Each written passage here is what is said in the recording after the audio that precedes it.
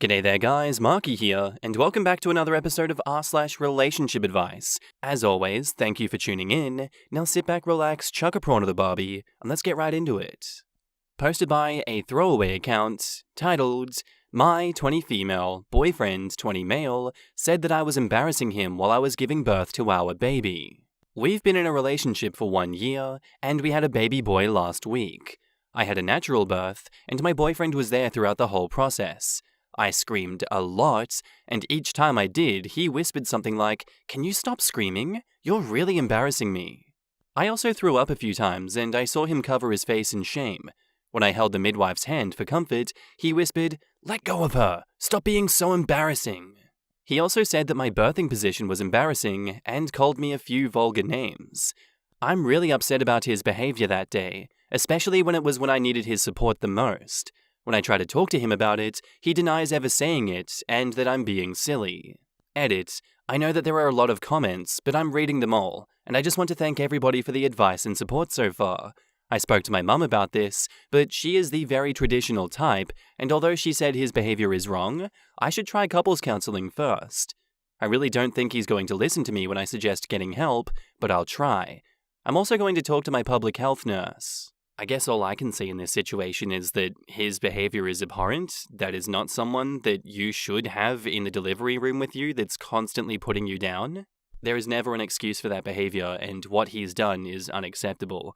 I can see this being a complete deal breaker in your relationship, and it's unfortunate that it had to happen in your most vulnerable moment.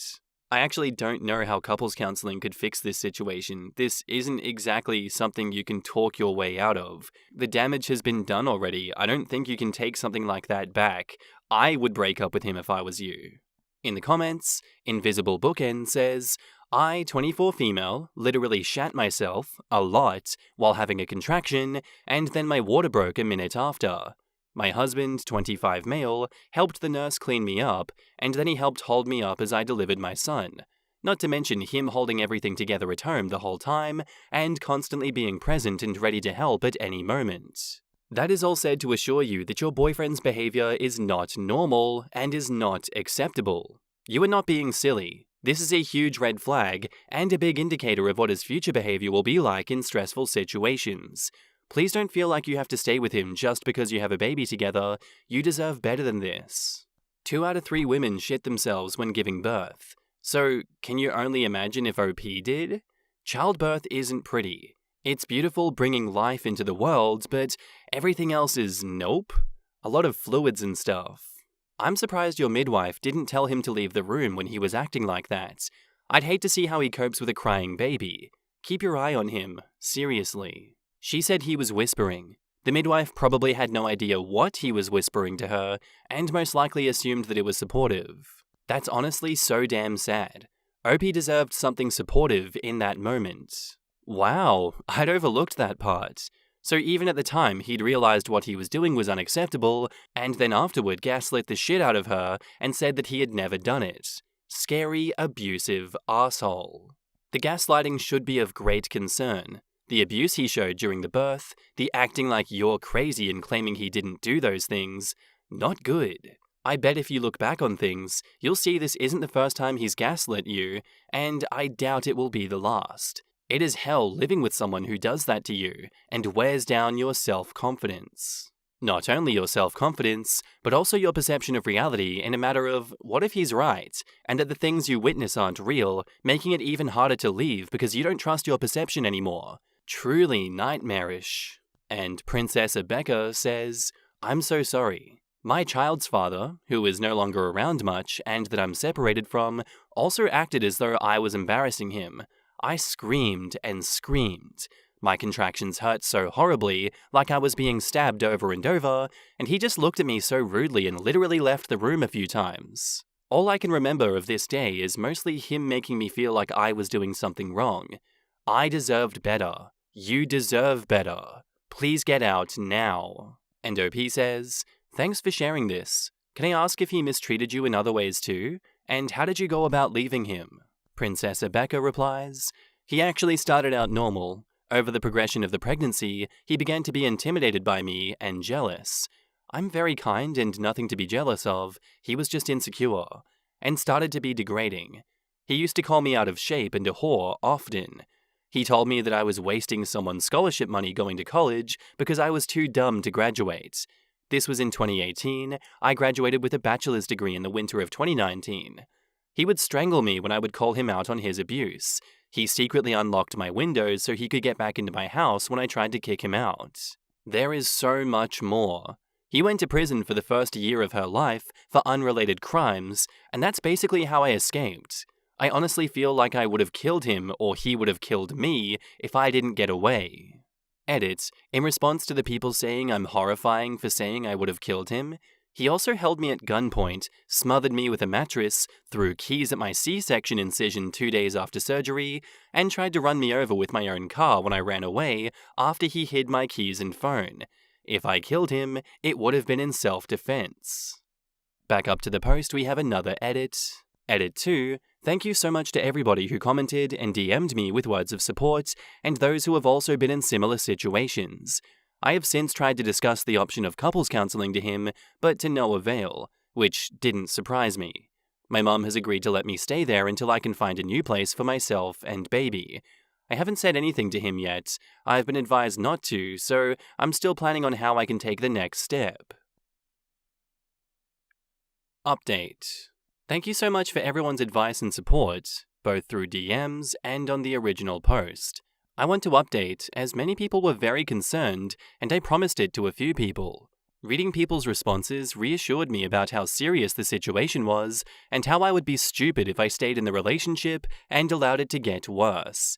I spoke to my mom, who recommended couples counseling, and if that didn't work, then I would be allowed to live with my parents. I then approached him when he came home and gave him an ultimatum. I told him he can either continue to ignore that he acted horribly during the birth and other numerous times, or he can admit to how he has treated me and apologize, and get counseling. But obviously he continued to gaslight me, and got extremely angry to the point where he was screaming at both me and the baby. He ended up storming out to his best friends.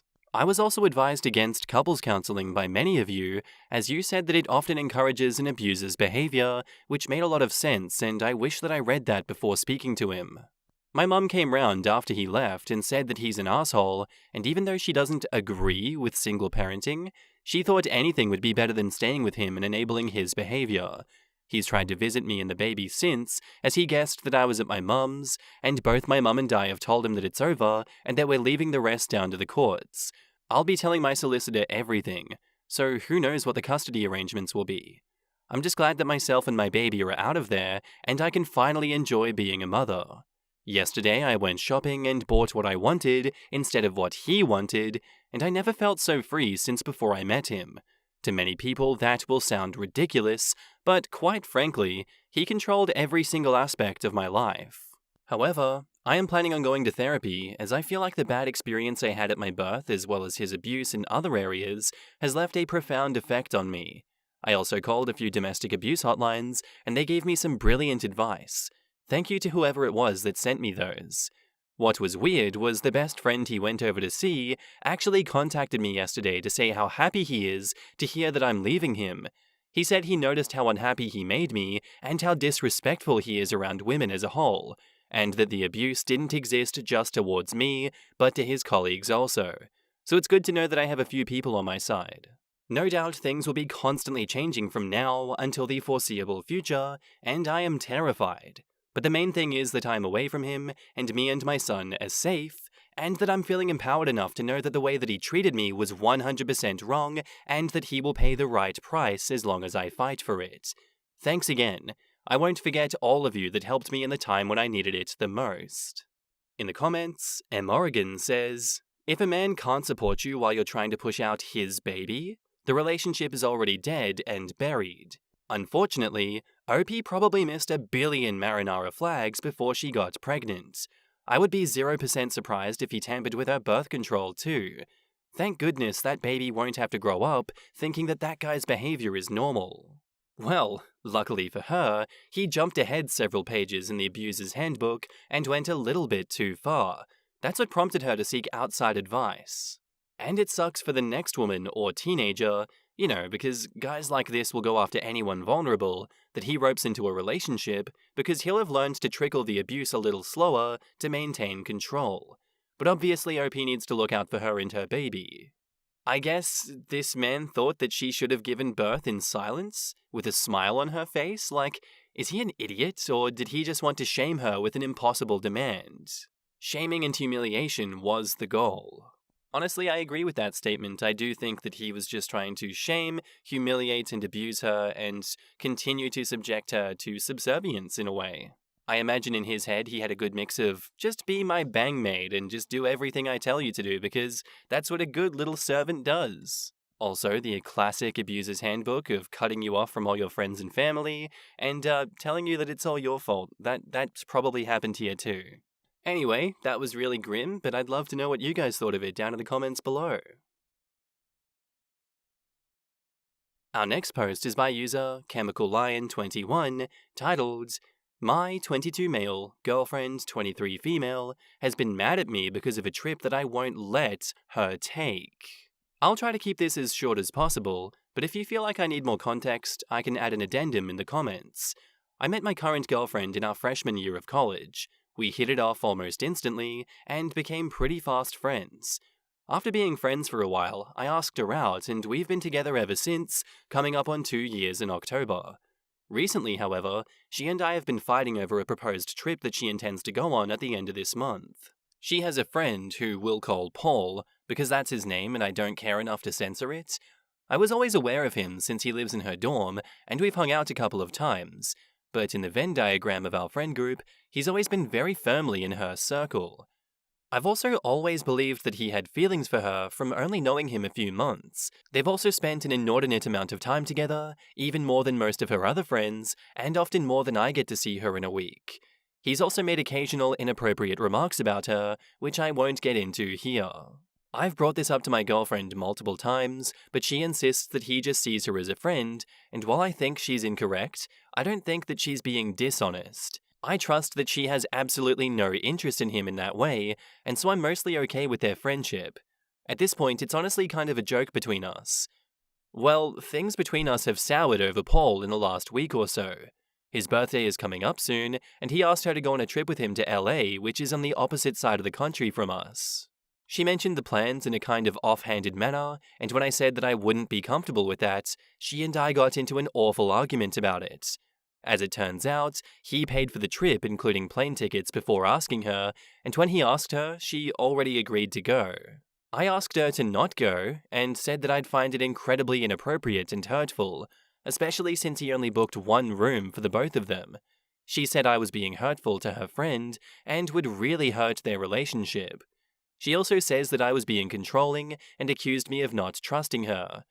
There is a lot more details, but I don't really want to go into them in this post. What should I do, Reddit? I want her to be able to enjoy the last of her summer break, but I'm just not comfortable with this situation. Would it be too unreasonable to ask to go with them? In the comments, Mimi862317 says, "I personally would walk away.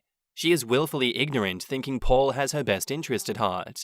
He actively makes inappropriate jokes about her, and clearly has feelings for her.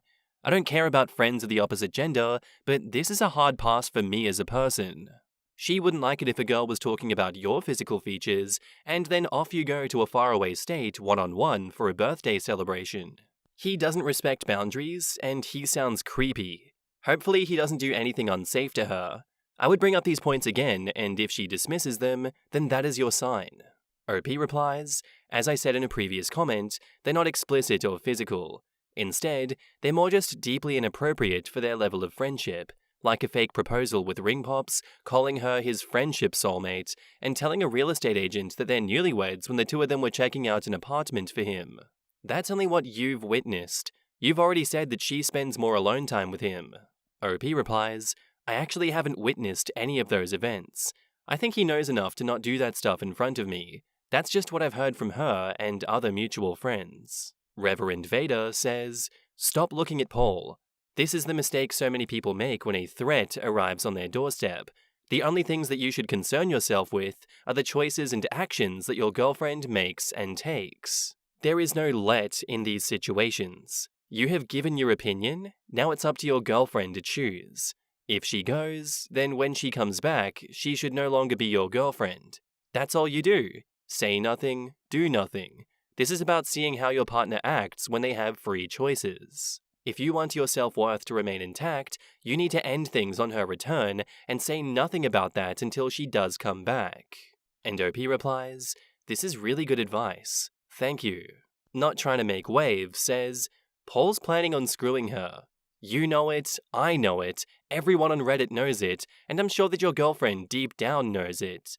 She thinks it's not going to happen, but drinks get drunk and whoops. I'm so sorry, it just happened. I promise I'll block him, please don't dump me." Update. Hey everyone, I just wanted to post an update on my relationship with my girlfriend. Sorry if this doesn't make sense. I'm exhausted, emotionally drained, a tad tipsy, and going through it. So, we split up. I was with her pretty much all night tonight, and only just got home, and yeah, we're done. It was ugly, and there was a lot of crying. Now, I know some of you might have questions about why I did it. To explain it, I need a metaphor. Have you heard the parable about a boiling frog, where you slowly turn up the heat on a frog in a pot so it doesn't realize it's being cooked alive? Well, if you gave the frog a thermometer, it might suddenly realize that it was being boiled and top out. That's what my post on here was. It wasn't until I was reading through and considering responding to some of the comments I got that I realized how big the problems in my relationship were, because they'd started small and built up over the course of literal years. I decided that whether or not my girlfriend decided to go was ultimately inconsequential. The truth was, this was never about the trip, this was about my girlfriend's treatment of me. The truth was, I trusted her on the trip. Deep down, with every fiber of my being, I trusted that she was sincere in her denials of the situation.